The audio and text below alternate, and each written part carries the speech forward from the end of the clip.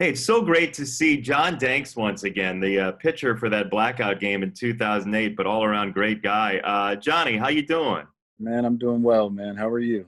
I'm good. I'm not in the wilderness like you. You're out in the trees, man. We're out here in the country. We're about 100 miles or so east of Nashville, and a little cabin here on the river. I love it. I love it. So I was reminiscing about the Blackout game with Jim Thome. You may remember him from hitting a home run that He's day. all right. He's all right. He's all right. I asked him, what question would you ask John Danks about that game? And he said, with hitters, it's like you hit 3 home runs and you just feel different in a game. He wants to know what was different about you that day. What happened that day for you? Man,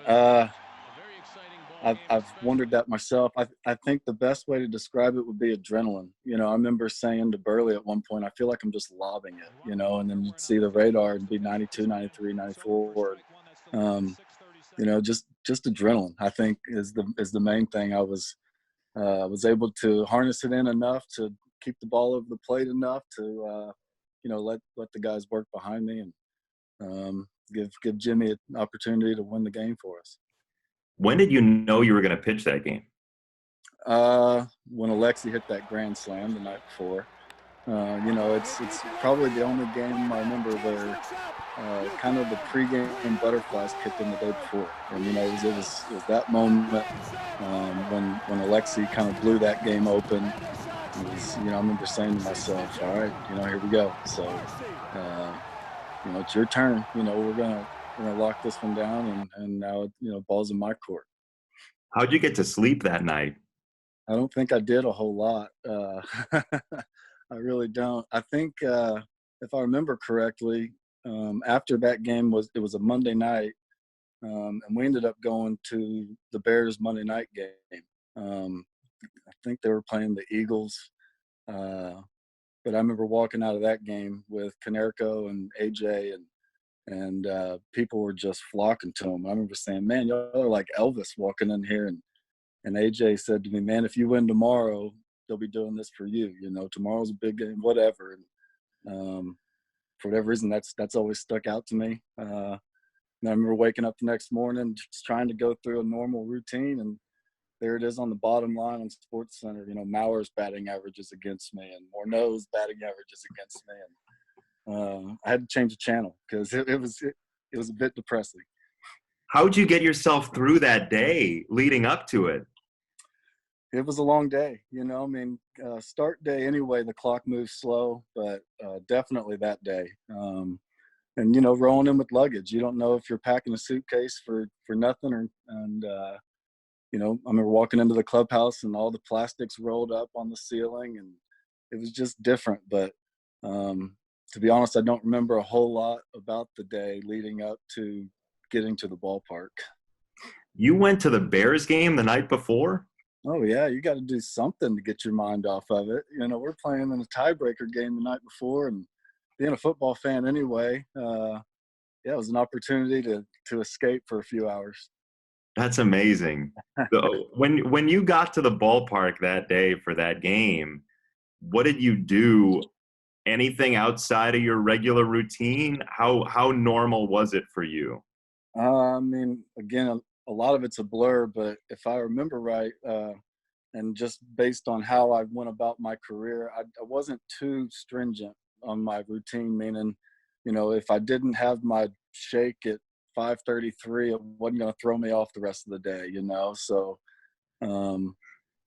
really the only thing about pregame I remember is sitting at my locker next to Gavin Floyd, and I had a Red Bull, and I'm drinking it in my hands just like this. It's just the adrenaline, the nerves, just everything. And I'm spilling Red Bull on myself. And, at that point, I just knew it was time to get out to the bullpen. That's throughout my whole career. Once you got out to the bullpen, everything kind of stopped, and it's kind of in the comfort zone. Now we were getting ready for game. Dude, I have to say, it might be a warning sign that you're handshaking while you're drinking the Red Bull. Dude. Oh, yeah, for sure. It's who knows, man? Should have done it a little more. Hey, what do you remember about the crowd that day? Because I'm watching on TV, but you're in it, and they're focused on you. Like, what are you seeing around you? It was nuts, to be completely honest with you. There's no other way to describe it. I remember stepping out of the dugout, going to the bullpen, and there was a small, just kind of a cheer, almost an eruption of, here we go. And then every pitch, every strike that was thrown, there was a reaction in the crowd. And, there was some awesome plays made that game that, look, I got goosebumps talking about it now, man. It was by far one of the most special nights of my whole life. Beyond my career, just my whole life. It was great. Do you even remember Tome's home run? Like, where were you for it? I'm sure I was sitting up in my locker. I don't really remember seeing it live, but I did enough laps running that concourse over my career. I saw the plaque out there in center field, and but yeah, that was just a cool game, cool moment. You kind of feel bad for Blackburn a little bit because there was a hanging changeup, if I remember correctly, and Lord knows I've hung enough changeups in my life. I've done the same thing, so I was happy to be on the other side of that one. What was the play like when Griffey threw out Kadire? Crazy. I mean, all the way around. It was perfect. Griffey's ball bounced right on the downslope of the mound, missed my hole, and gave AJ, doesn't get enough credit for it, but he picked a short hop with the catcher's mitt for one, with Michael Kadire bearing down on him, who's, what's he got to be, 220, 230, Big dude. That was before the protecting the plate, so he got a free shot at AJ, and AJ was able to catch the ball and hang on. It was probably the play of the game beyond Tome's homer. What small, almost inconsequential things, like what really tiny things do you remember from that game, if anything, or was it all a blur? Most of it's a blur. I think Any at-bats come to mind? Yeah. To be completely honest with you, walking Denard Span to lead off the game, kind of putting myself in that hole. But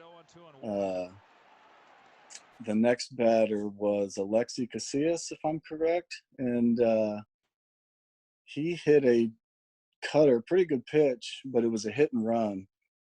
Second batter of the game, and Uribe caught a line drive that was easily a double, if not more. Otherwise, we're down 1-0, runners in scoring position, with no outs in first. So, I was able to settle in after that and kind of get in the flow of the ball game. But nobody ever really talks about it. It could have blown up in my face before it even got started. What did you say to yourself after ball 4 to Span? I don't think I can say that on here, but 4-letter word. Really just kind of, here we go, kind of pep talk yourself. I can throw strikes. I'm capable of throwing strikes. I've got a major league defense behind me. Let them work, and that was kind of the focus, was if I can get the ball over the plate with the way my adrenaline's going, I have the stuff to compete over the plate, and I've got a defense working behind me. That was my focus, was just make sure I'm pouring strikes in. Just for fun, I pulled up the play-by-play here. Do you remember who you walked in the third? Okay, let's think about this. In the third, did I walk Punto? That's right. Yeah, that's terrible. Not anything against Nick Punto. He's a nice guy. I've talked to him since I've retired, but can't be walking Nick Punto. I love the like it's a blur until it's like, okay, what happened here? And you're like, oh yeah, I know that. Do you know who doubled in the fifth? Oh yeah, Kadire. Yeah, no. You can look at my career. Just kidding. I'm actually fortunate I kept him in the ballpark, because over the course of my career, I didn't do that very good. Dude, you walked Denard Span again. Oh yeah. I was can't. Sick. Yeah, scared of him. Leadoff guys, those piranhas, as Ozzie called them. Give me the Mowers and Morneaus, I guess, because I was pitching around the Puntos and Spans. Here's what I love about, like, Here's what I love about baseball is that you remember all these things and all you're thinking right now is, oh, why'd I do that? Like, how could I possibly, you won the game and it's like one of the biggest games in White Sox history. No doubt. Hey, look, I'm not complaining at all. It's been, I mean, like I said, one of the best nights of my life. But I actually had it on not too long ago. I was letting my son watch it. We were trying to figure out ways to entertain him during quarantine here, and flipped on some of my old games I have, and we were watching the Blackout game, which is probably why I remember a lot of it. But it wasn't too long ago. Hey, what's that like watching your games with him? It's fun watching it with him. It really is. He's just getting old enough where he recognizes it's me, and now any sports he sees on TV is daddy. You know, we're watching hockey and there's daddy. But yeah, it's a blast watching it with him. Hey, I gotta know, what's it like watching that game back? At times frustrating. At times I get fired up. I get goosebumps. I mean, I've only watched it a few times, but I get goosebumps. But, you know, whenever you walk Denard span to lead off a game, it's like, get the ball down and throw strikes, you know. So it's frustrating, but obviously, you know, knowing the outcome, it's fun to watch. Yeah, dude, it ain't gonna change. You're not gonna walk somebody after span. I know it, but still, it's you know, it looks a lot easier on TV than it is, I would suppose. Oh man, you sound like Coop now. Oh, well, you sound like Coop defending the pitchers. That, but you know, for sure, you're watching it. It's like, how do you miss that bad? Just hit the glove. What was the '08 clubhouse like? A lot of people ask me this, like, hey, when you talk to people from that era, like, ask them about the club. What was unique about the '08 clubhouse?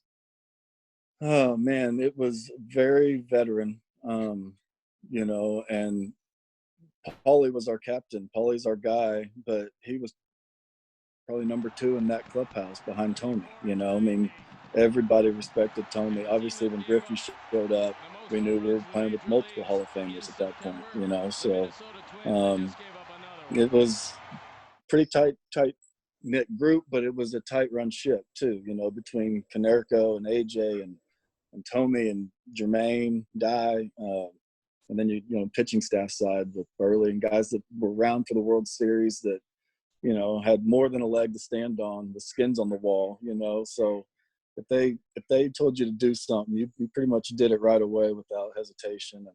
And it was something that I remember thinking about a lot throughout the course of my career as I entered into veteran status was, you know, how did Konerko handle this? How did Thome handle this? Or, you know, all these guys, Burley. Anyway, it was a great clubhouse that was ran and led by example, but for sure, if you got out of line, there was plenty of people to keep you in line. Yeah, I was going to say that smile that crossed your face when you started saying that. I'm sure you got stories. Oh, well, I mean, you know, every now and again you just pop off or, you know, say something, and you know, you just see 4 or 5 heads turn like, you messed up, buddy. I remember Burley a couple of times telling me, man, you're on your own. I can't help you here, you know. So, but it was great. It was a great clubhouse to play in. It was loose. You know, I remember that whole last month. It was tight, and even the last couple of weeks of the season, we kind of blew it. You know, we were up 3 or 4 games and blew it. And at no point there was any panic. There was anything. It was just, let's go get them tomorrow, you know, which is the way Ozzie was too. Ozzie was fun. There was a lot of animation, but, you know, when the doors closed in the clubhouse, he was great to play for. I was going to say, you know, normally with a veteran clubhouse, you say something and one guy will come over to you, or there'll be 2 guys. To have 5 heads turn and have 2 of them be Hall of Famers, woo. Yeah, oh yeah, and you know, and whatever they said went, you know, and that's the way it was supposed to be, and those guys earned that. They had the careers definitely, and you know, especially at that point to say, hey, listen here, rookie, you know, you've only been here for a year, do it, you know. Try this, and it wasn't always, you know, iron fist. You know, it was a comfortable clubhouse to be in, but you knew it was pretty black and white where the lane was, you know, to stay in. Before we let you go, and this has been awesome. Before we let you go, what has post baseball been like for you compared to what you thought it was going to be like? Man, slower. You know, I thought Being married to a music artist, we do a whole lot of traveling and stuff, and we get out, but I've kind of fallen into the Mr. Mom role, and I wouldn't trade it for the world. I honestly wouldn't. I love it, and it lets Ashley have her schedule. She needs to go write or go on a tour or do whatever she needs to do. Here I am, ready to feed him, bathe him, make sure his butt's clean and entertained and healthy. Your marriage sounds like the fairest pairing of a baseball wife and husband I've ever heard, because you got to do all the travel and everything while you were playing, and now she's like, that's as equal as it gets. Exactly. And she went out of her way and sacrificed when I was playing. She made sure not to go more than a couple of weeks without seeing me, and would put things on hold to make sure to do that. So it's nice to be able to reciprocate and like I said, this is what I want to be doing. I want to be hanging out with my family and little man especially. John, this was awesome. Pleasure talking to you as always. Good to see your face. Yes, sir. You as well. I appreciate it, and stay safe for sure. Yeah, go get yourself some berries out in the wilderness. I will. As soon as it stops raining, I'll go pick us some stuff.